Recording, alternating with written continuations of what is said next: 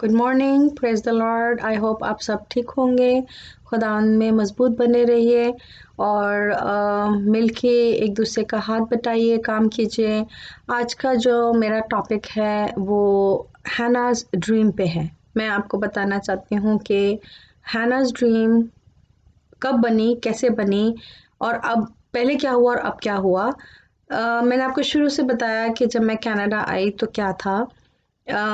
Canada में आने के बाद 2011 सितंबर 11 को मुझे होली स्पिरिट का बैप्टिज्म हुआ और मुझे ड्रीम्स बहुत अरसे से आते थे। जब मैं 9 साल की थी तब से मुझे ड्रीम्स आते हैं। मेरी माँ को पता था कि मुझे ड्रीम्स आते हैं, खुदा मुझे ख्वाब में बात करते हैं और यूजुअली 3 दिन मिनिमम या 1 साल में वो ड्रीम पूरा हो जाता था। मुझे उस वक्त इतनी समझ नहीं थी, मैं छोटी थी, बट मेरी माँ को पता था कि ये मेरा गिफ्ट है, जिसे मैं हमेशा कहती हूँ कि आप बताइए आपका क्या गिफ्ट है। ये मेरा गिफ्ट था जो मुझे बहुत बाद में समझ आया। मेरे बहुत सारे ख्वाब ऐसे थे जो बहुत अच्छे थे, वो भी पूरे हुए। कुछ ख्वाब प्रोफेसी की तरह थे, वो भी पूरे हुए। कुछ ख्वाब ऐसे थे जो किसी के लिए मैसेजेस थे, वो भी खुदा ने पूरे किए। मुझे समझ नहीं आता था कि मुझे ख्वाब क्यों आते हैं, लोग क्यों दिखते हैं, मैं क्यों ये चीज़ें समझती हूँ। बट खुदावंद की इसमें मेरी यूँ समझ लीजिए पैदाइश से ही कोई वजह थी, खुदा ने मुझे चुना था। और उसके बाद मैं बहुत बिजी हो गई। घर के कुछ ऐसे हालात हुए, मेरे डैडी की डेथ हो गई मैं जब ग्रेड 10 में थी। माँ ने कभी काम नहीं किया था, हम 7 बहन भाई थे और उस सारे बीच में बहुत सारे मसले मसाइल खड़े हो गए। पैसे की तंगी थी, नौकरी की, खुद पढ़ा, खुद ग्रेजुएशन की, खुद एमबीए किया, फुल टाइम नौकरी की, फुल टाइम स्टडी की, सब कुछ खुद किया। अपने पैरों पे खड़े होने के लिए इतनी स्ट्रगल की। और जब मैंने पाकिस्तान छोड़ा एमबीए करने के बाद 2000 में, उसके बाद मैंने परमानेंटली खुदा से कह दिया, माँ से भी कह दिया, सबसे कह दिया, मैं पाकिस्तान अब कभी नहीं आऊँगी। ये मेरा लास्ट फाइनल विजिट है, लास्ट डे है। जिस दिन मैंने पाकिस्तान छोड़ा, मैंने अपने पैरों से जो मिट्टी भी थी ना, वो भी झाड़ दी थी कि मैं आज के बाद कभी पाकिस्तान नहीं आऊँगी और मेरा कोई इंटरेस्ट पाकिस्तान से नहीं रहा। मैं आपको ये भी बताऊँ, मैंने किसी पाकिस्तानी से भी शादी इसी वजह से नहीं की। मेरे हस्बैंड इंडियन नेशनल है, बॉम्बे से उनका है, लेकिन he is a believer, Christian थे। हमारी मुलाकात दुबई में हुई। उनकी भी स्टोरी है जो मैं बाद में आपको कभी बताऊंगी। जब मैं दुबई गई इंटरनेशनल एग्जीबिशन लेके, मैंने आपको बताया पिछली एक वीडियो में कि एक्सपोर्ट प्रमोशन ब्यूरो के थ्रू मैं एक वाहिद पाकिस्तानी क्रिश्चियन थी जिसने रिप्रेजेंट किया। और उसमें दुबई में मैंने 13 साल गुजारे। 13 साल गुजारने के बाद हम कनाडा आ गए। मैंने आपको पहले भी बताया मैं स्किल्ड वर्कर वीज़ा पे आई। तो जब हम आए उस वक़्त मेरी मम्मी की डेथ हुई। 2010 में मम्मी की डेथ हुई और मैं अपनी मम्मी के साथ बहुत, बहुत, बहुत जिसे कहते हैं ज़्यादा कनेक्टेड थी। हमारा बहुत अच्छा बहनों जैसा प्यार, बेटी जैसा, बाप, भाई जो भी आप नाम ले लें, हमारा इतना अच्छा कनेक्शन था। तो जब मम्मी की डेथ हुई तो मुझे समझ नहीं आया कि अब मुझे कौन मेरे लिए प्रे करेगा। जो मेरी तरक्की थी, कामयाबी थी, अब वो कैसे होगी, कैसे मेरी ज़िंदगी में जो मिरेकल्स होते थे वो होंगे। अब मम्मी तो है नहीं, बैकअप प्रेयर नहीं है। अच्छा, जो प्रेयर की वैल्यू थी मुझे उस वक्त समझ आई कि प्रेयर में कितनी पावर थी। कि मेरी माँ ने नौकरी नहीं की थी लेकिन उसने बैठ के दुआएं की थी। वो मेरे लिए हर वक्त हर चीज़ के लिए दुआ मांगती थी और मुझे चुटकियों में चीज़ें मिलती थी। चाहे वो कुछ भी हो, अगर मुझे एक कपड़ा भी खरीदना है, जेवर भी खरीदना था तो वो चुटकियों में होता था। मैं किसी भी जगह नाकामयाब नहीं रही, ना पाकिस्तान में, ना दुबई में और ना ही कनाडा में। ये दुआओं का असर है। इसीलिए मैंने आपको कहा कि आपको दुआ के लिए ऐसे लोग चाहिए जो आपके लिए हाथ उठा के दुआ करे। और वो कैसे आते हैं वो मैं आपको ऑलरेडी अपनी पिछली वीडियो में बता चुकी हूँ। जब दुबई से यहाँ आना हुआ, सब सेट होने लगा, आहिस्ता आहिस्ता मैनेज होने। मैंने आपको बताया पिछली वीडियो में कि मैंने वॉलंटियर काम कैसे किया, लोगों ने कैसे मुझे रिकग्नाइज किया। अब यहाँ आ गए और अकेले हैं, एक बेटी है, एक हस्बैंड है, मैं अकेली हूँ और कोई फैमिली नहीं है। तो मैंने ज़्यादा वक्त खुदावंद के साथ गुजारा। नौकरी तो कर नहीं सकती थी क्योंकि बेटी छोटी थी। तो फिर ज़्यादा टाइम खुदावंद में गुजरा। 11 सितंबर 2011 को मुझे होली स्पिरिट का बैप्टिज्म हुआ, और उसमें मुझे खुदावंद ने फर्स्ट टाइम विजन दिखाई। मैंने विजन्स कभी नहीं देखी थी, मुझे नहीं पता था विजन क्या होती है। विजन देखी, वो भी मैं आपको फिर किसी दिन बताऊंगी कि क्या थी वो विजन। और वहां से मेरी लाइफ का पूरा जो घड़ी थी ना 360, वो टर्न अराउंड हुई, क्विकली टर्न अराउंड हुई। और उस घड़ी ने मेरी लाइफ को एक ऐसी जगह पे लाके खड़ा किया जहां मुझे सिवाय पाकिस्तान की ध्यान, अपने लोगों का ध्यान, अपनी कम्युनिटी की फिक्र, अपने लोगों के लिए सोचना समझना, खुदा ने मेरा दिल बदला। और वो कैसे बदला? उस ख्वाब से। मैंने 19 सितंबर 2013 को एक ख्वाब देखा। उस ख्वाब में मैंने देखा कि एक वाइट कलर का चर्च है, और उस चर्च के अंदर बहुत सारी औरतें और बच्चे हैं, दुआ हो रही है, गीत गा रहे हैं, बड़ा खूबसूरत सा चर्च सजा हुआ है, बहुत अच्छी इबादत हो रही है, और मैं वहाँ हूँ, मैं सब देख रही हूँ, सुन रही हूँ। और मैंने देखा 2 आदमी भागे भागे आ रहे हैं तेजी से, और उनके हाथों में गन्स हैं, बड़ी बड़ी गन्स हैं, और वो आपस में एक दूसरे को कह रहे हैं कि हम इन सबको आज मार देंगे।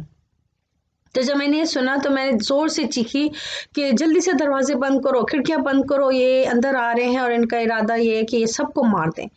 उस वक्त पहला ब्लास्ट हुआ, मैंने ब्लास्ट देखा, मैं वहां मौजूद थी।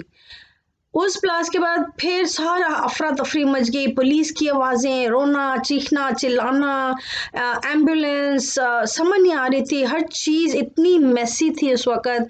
बॉडी पार्ट सारे इधर उधर बॉडी पड़े हैं, हैंग हो रहे हैं, दीवारें लाल हो गई हैं। जो बच्चे वाइट कपड़ों में थे जो गीत गा रहे थे, कोई प्रोग्राम हो रहा था, I think may be it was a Christmas और समथिंग, क्योंकि डेकोरेट हुआ हुआ था चर्च। ये ख्वाब की बात बता रही हूँ मैं आपको। तो वो बच्चों के फ्रॉक्स जो वाइट थे वो सारे रेड हो गए। वो देख के फिर एक ब्लास्ट हुआ, मैं ख्वाब में हूँ और मैं अभी भी ख्वाब में ही देख रही हूँ। जब वो दूसरा ब्लास्ट हुआ तो उसके बाद तो जो हालत थी बताई जाने वाली नहीं थी। मैं कभी ख्वाब में हॉस्पिटल में हूँ, कभी ग्रेवयार्ड में हूँ, कभी औरतों के पास हूँ, कभी बच्चों के पास हूँ। इतना अजीब वो समा था, मुझे समझ नहीं आ रही थी कि उसको कैसे मैं बर्दाश्त करूं। मुझसे ब्रीद नहीं हो रहा था, मैं इतनी पेन में थी। इन द ड्रीम वहां एक बच्ची थी छोटी सी, उसने मुझे ख्वाब में कहा कि please can you find my mom. तो मैं वहां से इतना टूट गई, और मैंने उस बच्ची का हाथ पकड़ा, और मैं उस बच्ची को चर्च के एक रूम था, मुझे नहीं पता वो रूम कहाँ है, मैं उस रूम में उस बच्ची को ले गई। और मेरा दिल वहाँ इतना टूटा, इतना टूटा, और मैंने खुदा से दुआ की कि खुदा मैं इनके लिए क्या करूं। मुझे नहीं समझ में आ रहा कि मुझे इस वक्त क्या करना चाहिए। I am so sorry. मैं जब भी वो ख्वाब सोचती हूँ तो मुझे ऐसा लगता है मैं आज भी वहाँ हूँ, आज भी वो हुआ है, अभी हुआ है। उसके बाद मुझे कुछ समझ नहीं आ रहा था कि मैं क्या करूं, लेकिन मैं खुदा से ख्वाब में रो रही थी और दुआ कर रही थी कि खुदा मैं क्या करूं, इनको कैसे समेटूं, कैसे संभालूं, मुझे समझ नहीं आ रहा।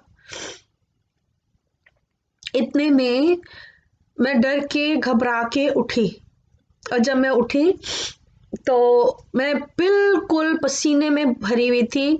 मेरा जिस्म इतना थक चुका था, मैं इतनी टूट चुकी थी, मुझे ऐसा लग रहा था कि जैसे मेरे ऊपर बीत रहा है, मैं उसमें से आई हूँ अभी अभी। और मैंने हस्बैंड को उठाया और मैंने कहा कि मैंने बहुत ही खतरनाक ख्वाब देखा, प्लीज़ उठो, मेरे साथ दुआ करो।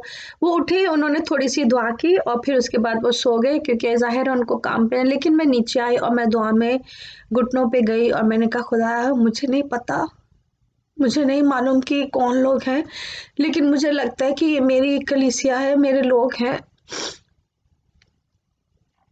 मुझे लगता है कि ये मेरी अपनी कौम के लोग हैं, क्योंकि मैंने उनकी शक्लें, उनके कपड़े और चर्च देखा था। मैंने कहा मुझे महसूस हो रहा है कि पाकिस्तान में कहीं ब्लास्ट हुआ है या होने वाला है। मैं उस गैप में खड़ी हो गई और मैं दुआ करती रही करती रही। तकरीबन 3 दिन तक मैं बहुत अफसरदा थी, दुखी थी, मुझे समझ नहीं आ रहा था कि मैं क्या करूं। मुझे ऐसा लगता था जैसे मेरे अंदर कोई मर गया है। मैं दुआ करती रही कंटिन्यूसली, और हस्बैंड को पता था कि मैं बहुत दुखी हूँ, मेरा मूड बहुत ख़राब है, बहुत दिनों से मैं कुछ अच्छे चीज़ें देखने कर नहीं रही, करना नहीं चाह रहे। तो उन्होंने कहा लेट्स गो आउट। तो हम बाहर गए, खाना वाना खाया और सिनेमा में मूवी देखने लगे। उन्होंने इसलिए सोचा कि शायद मेरा मूड बदल जाएगा, मैं बेहतर फील करूँगी। जब हम मूवी देख रहे थे, सलमान खान की मूवी थी, आई थिंक धूम थी या पता नहीं, वट एवर, उसमें एक ब्लास्ट सीन था और वो ब्लास्ट सीन ऑलमोस्ट ऐसा ही था कि उसमें बच्चे और औरतें जो हैं वो अटैक हुई हैं। तो मुझे वो ख्वाब दोबारा दिखने लगे, मुझे स्क्रीन के ऊपर, बड़ी स्क्रीन पे वो ख्वाब दिख रहा था, ना कि मूवी दिख रही थी। तो मैंने उधर ही मेरा सांस घुटने लगा, क्योंकि पाकिस्तान का और हमारा 12 घंटे का फ़र्क है। जब आपकी सुबह होती है तो मेरी रात होती है, और जब मेरी रात होती है तो आपकी सुबह होती है। तो मेरी उस दिन शाम हो रही थी, रात हो रही थी, सॉरी दोपहर थी जब हमने मूवी देखी। तो आपकी वहाँ पर आपकी दोपहर थी तो मेरी रात थी, सॉरी।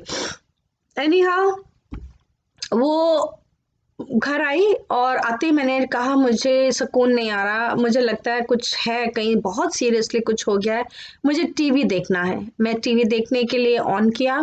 पहली न्यूज़ पूरी दुनिया की मीडिया पे ये थी कि ऑल सेंट चर्च पेशावर में ये ब्लास्ट हुआ है और इसमें इतनी औरतें, इतने बच्चे मर गए हैं, इतने जख्मी हैं। और वहीं पे मैं और टूट गई, बिखर गई उस दिन। और मैंने कहा खुदाया, आपने मुझे पहले दिखाया, आपने बताया, लेकिन मैंने कुछ किया नहीं, मैं कर नहीं सकी, मैं खुद यहाँ नई आई हूँ, मैं क्या करूँ। उसके लिए मैंने अपने आप को हम्बल किया, मैंने अपने टाइम को वॉलंटियर किया खुदावंद के साथ। उस टाइम में मैंने दुआएं, रोज़े और खुदावंद से सब लोगों के लिए रिहाई और नाजात मांगी। और उस सारी टाइम को वॉलंटियर करके मैंने सुबह 4 बजे उठना और तकरीबन 6 बजे तक मैं दुआ करती रहती थी। कंटिन्यूसली मेरी दुआ चलती थी, उनके गैप में खड़े होके प्रेयर में, फास्टिंग में उनके लिए रिहाई मांगना। मुझे हर वक्त उनकी आवाज़ें सुनाई आती थी, रोना, चीखना, चिल्लाना, बच्चों की आवाज़ें, वो आवाज़ें मेरे अंदर रच बस गई थी जो जाती नहीं थी। मैं आपको इसके बाद कंटिन्यू करूँगी। I am sorry, I am feeling little bit emotional. मुझे थोड़ा सा ब्रेक दीजिए। I will come back and I will share another story and continue with this. God bless you.